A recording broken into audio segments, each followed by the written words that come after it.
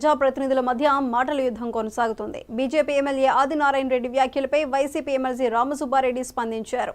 తాను విసిరిన యార్కర్ బంతికి ఆదినారాయణ రెడ్డి సెల్ఫ్ డిఫెన్స్ లో పడ్డారన్నారు. ఆ బంతి దెబ్బకు ఆదినారాయణ రెడ్డి వికెట్ పడిందని తెలిపారు.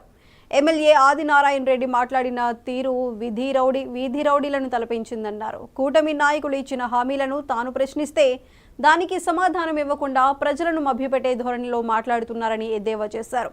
ఇప్పటికైనా ఆదినారాయణ రెడ్డి ఎన్నికల హామీలపై దృష్టి సారించాలన్నారు. ప్రజలిచ్చిన అవకాశాన్ని సద్వినియోగం చేసుకోవాలని ఎమ్మెల్యే ఆదినారాయణ రెడ్డికి ఎమ్మెల్సీ రామసుబ్బారెడ్డి సూచించారు.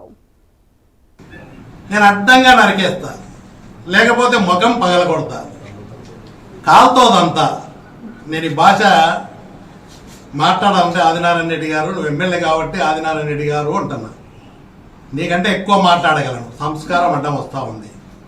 నువ్వు ఒకటే గుర్తుపెట్టుకో, ఏదో ప్రజలను భయపెట్టి నేను అడ్డంగా నరికేస్తాను, నన్ను అడిగేటోళ్ళ నేను గొప్పగా చేస్తున్నా, నేను ఎన్జిఎన్ఆర్ఎస్ కింద ఆరోగ్య తెచ్చిన, ఊళ్ళో ఉపాధి కింద పని చేస్తుంటారు, ఇవన్నీ ఆదినారాయణ రెడ్డి నేనే ఇప్పించినా అంటాడు. కాంగ్రెస్ గవర్నమెంట్లో ఆ నుంచి కొనసాగుతుంది.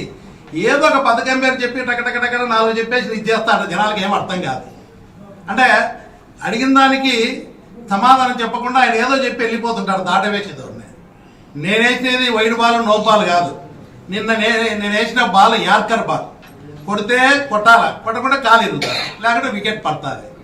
నిన్న వికెట్ పడింది. ఎందుకు దిక్కు తెలక కాలు వెళ్ళినట్టుంది, ఎగురుతా ఉన్నాడు.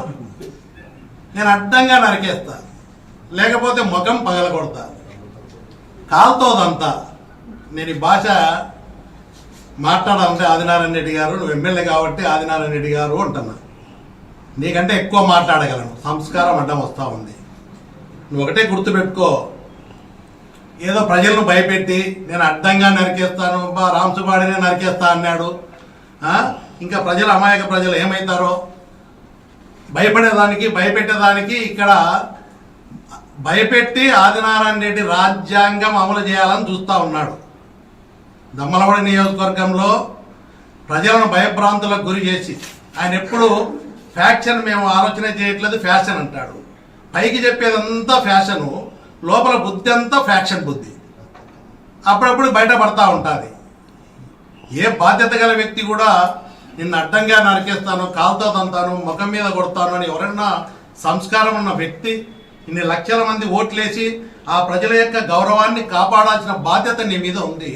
ఆ ప్రజల గౌరవాన్ని తీసేసే విధంగా నువ్వు మాట్లాడే బాధ్యత చూస్తే ఈ దమ్మలమడుగు నియోజకవర్గానికి ఇలాంటి వ్యక్తిని ఎన్నుకున్నారా అని రాష్ట్రం అంతా అనుకుంటా ఉంది. కానీ దానికి నన్ను అడిగేటోళ్ళ నేను గొప్పగా చేస్తున్నా, నేను